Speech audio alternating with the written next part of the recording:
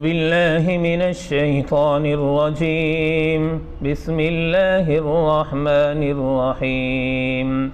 الرحمن علم القرآن خلق الإنسان علمه البيان.